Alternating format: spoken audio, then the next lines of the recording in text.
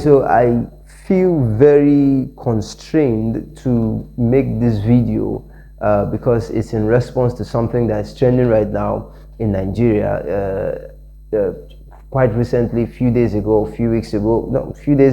a politician went on a podcast or on an interview and made some statements. I guess we all know who the politician is.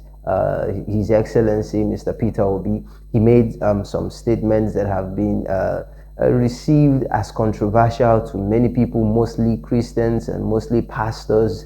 And I feel constrained to respond to this because first, I'm a Christian and then I'm a Nigerian.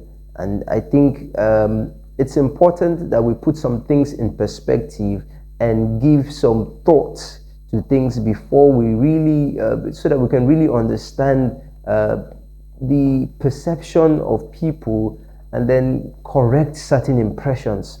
And so I think he said things like Nigeria is not productive, and what he would do is the problems are politics and the church. That I'm not saying that's exactly what he said, just trying to paraphrase, but he implied that the problems are politics and the church, and that he will go after politics, and then for church, all the hours people spend in night vigils and things like that, and church hours, he will convert them to economy hours, give people jobs, he'll shut down night vigils and all that. So I thought about it, and I gave it some time to think about it. But then I said, okay, well, let me do some research on this. And then, because we must make intelligent decisions, based on facts, based on data, not based on sentiments, emotions, and perceptions of people. So we must make decisions based on facts and information. So I did some research, and you could just Google it. You could use Google, and it will give you the results and also the citations, the references, and all that. Now we have 74 million, an estimated 74 million Christians in Nigeria, most of whom are in the urban areas of Nigeria, in the cities, in the towns, in the developed places where there's access to internet, where there's access to power, where there's access to amenities. So 74 million Christians, most of them in urban areas. Now it is estimated that we have 40 million social media users. 40 million social media users, and you can tell that of that 40 million, many of them are also Christians. 40 million social media users. Now you see, the standard working hours for Nigeria, the average Nigerian, if you take into consideration all those other skilled laborers, tailors, mechanics, and all those people who might work more, but the standard working hours in Nigeria is 40 hours per week. 40 hours per week. And then for social media users, I said we had 40 million social media users. 40 million social media users, it is estimated that 40 million social media users spend 40 hours per week on social media. 40 hours per week on social media. And we also have quite a number of young people in Nigeria. It is estimated that over 200 million people in Nigeria, about 35% are young people. And many of these young people are in urban areas, in cities, in city centers, in towns, in urban areas. And many of these young people spend at least 5 to 10 hours per week in nightclubs. 5 to 10 hours per week in nightclubs. Now, how many hours do Christians spend in churches per week? It is estimated that Christians spend between 10 to 15 hours per week in churches. Now, do the maths by yourself. Now, it means that the combined hours people spend on social media and in nightclubs, it's more than 3 times, 4 times the amount of time people spend in church. 40 hours per week on social media using YouTube, Facebook, WhatsApp, TikTok, Instagram, at least 40 hours per week on social media, and 5 to 10 hours per week in nightclubs for people. Many people use nightclubs. I just use nightclub as a social gathering for people, a leisure time. And people spend, now guess how many hours people spend in church? 10 to 15 hours. The average person who goes to church spends at least 10 to 15 hours per week.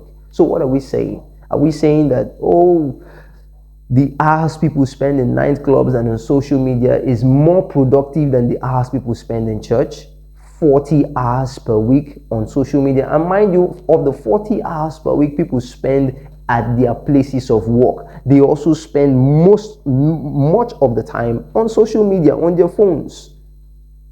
They spend much of those time. In fact, even in church, people use their phones. People are on social media browsing. People are chatting and texting while church service is going on. So people spend more hours on their phones, on social media, and in nightclubs than they do in church.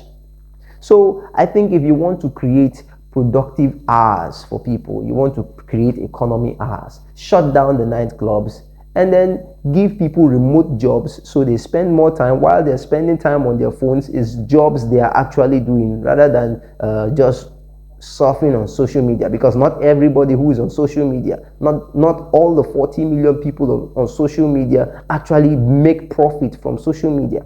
And if you say, oh, if you're shutting down the nightclubs, what about the people who are going to lose their jobs? Well, it's the same thing. There are many people who are employed in churches. Many people are employed by churches. Many people are on salaries. The security staff, for instance, administrative staff, for instance, musicians, the instrumentalists who play, technical assistants, the people who work on the electricity, the generators, and all those stuff. Many people, the graphic designers, churches employ media staff that do jobs for them in church. So people are also employed by church. People are also being productive in church. So if you want to put it on a scale between the church and social media and nightclubs, which would you shut down first? Will you shut down the church first that spends just merely 10 to 15 hours per week? For people who spend just merely 10 to 15 hours per week in church? Or will you shut down social media? Or, like I said, it is better create remote jobs that people, when they spend their time on their phone and on their laptops and on their pads and on social media, they are being productive. And then shut down the nightclubs if you want, because people also spend much time there. And I think it is imperative. This is one of the reasons why I like being a Christian. I'm a Christian, and I love being a Christian because Christianity is the most criticized religion from within and from without. And you can criticize Christianity, you can criticize Christians, you can criticize pastors and say all manner of things against us as people of our faith. And then nobody picks up stones to throw you down. People can respond to you. People can banter you, but nobody calls for your life.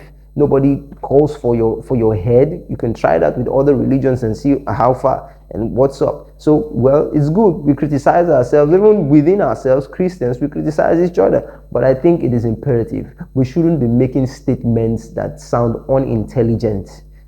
We should make statements and take decisions based on facts, based on information. The facts are all clear.